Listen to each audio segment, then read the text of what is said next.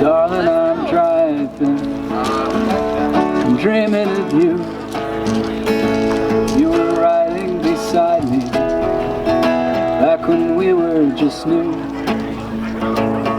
The Festival City Farmers Market is a year-round farmers market that we started 12 years ago in Cedar City, Utah. We have vendors that participate, both farmers and artisans that make crafts. We have jewelry makers, we have wood makers, signs, soap, just a really good variety of artisans. And everything that they make, it is handcrafted or homemade. So we decided to start the Festival City Farmers Market about 12 years ago, when we had a lot of interest in the farmers markets at that time, and we had several farmers that were participating. And we wanted to do something year-round so that those farmers would stay with us and have an outlet for their produce and their products throughout the whole year. We started off with just farmers and a couple artisans, and now we have quite a few artisans. So it made it more sustainable to be a year-round farmers market, and it made our farmers stick around and grow for us year-round because it was a more sustainable income for them.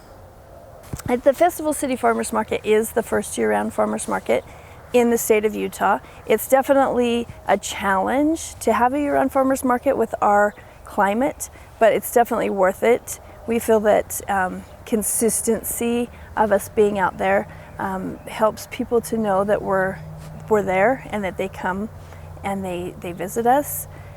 So that's been a really good thing for having a year-round farmers market. Plus, it encourages people to grow year-round and to know that it is possible, even in freezing temperatures, to be able to grow year-round here in Cedar City.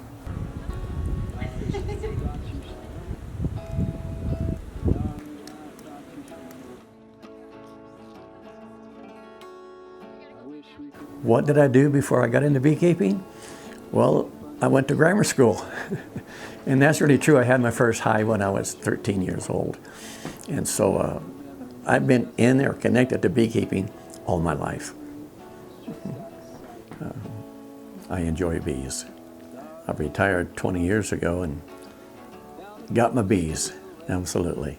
Oh, I heard about the farmers market first about 10, 12 years ago. So I said, sure. I joined the market at that time and watched it grow over those years until it's one of my favorite days to be at the farmers market on Saturday. So how do you know it's real honey if you don't know the beekeeper? The number one thing is you need to realize that the honey in the big box stores was sampled a few years ago and found out that 76% of the honey is tainted with something. And that's not good. Even the honey that was not tainted is not good for you because it has been heated so hot that it'll run like water, and they press it through a series of filters to get every little bit of pollen out of it. And in doing so, they kill the enzymes in the honey. And so that's why I go back to that. How do you know it's pure honey if you don't know the beekeeper? You don't know. And generally, if you buy it in a big box store, it's really not good for you.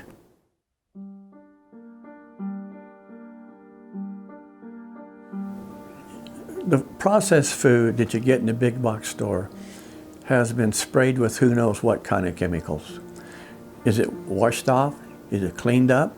The fields are being sprayed with so much insecticide, so much glyphosate, which is like Roundup.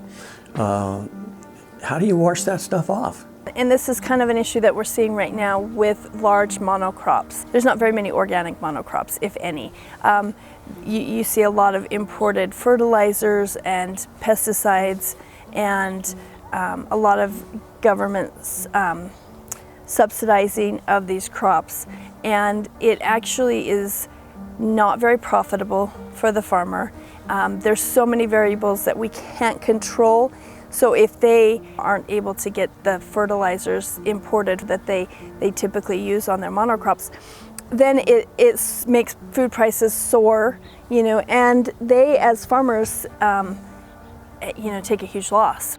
The local farmer we spoke with says prices from the fertilizer to the gas that is used to run his equipment has increased significantly. This in turn will contribute to the rise in food prices down the road. Dead pelicans, toxic algae blooms, potentially linked to high nitrogen levels in Florida waters. Hillsborough County had higher levels of nitrogen fertilizer, so all of that runs off into storm drains, polluting our storm water. Though the pesticide is controversial, the EPA says it will continue to be used by farmers across the country. Big commercial farming is destroying food in America, and that's my opinion.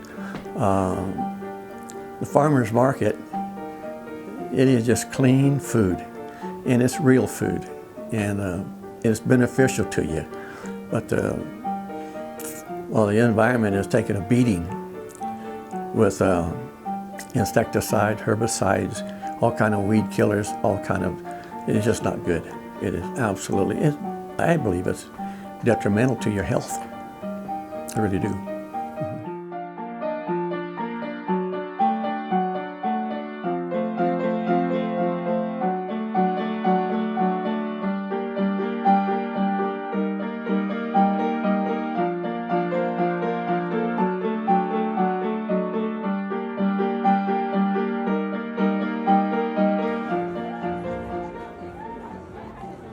Definitely the food that is grown by the farmers at the farmers market is more healthy.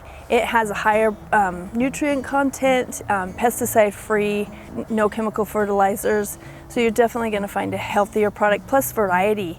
There's a lot of varieties that we grow at the farmers market that you just can't even find at a grocery store. I tend to be a person who thinks that the solution is close to home. We as individuals can help solve the problem by growing our own food, and our communities can be more sustainable by encouraging farmers to grow their own food.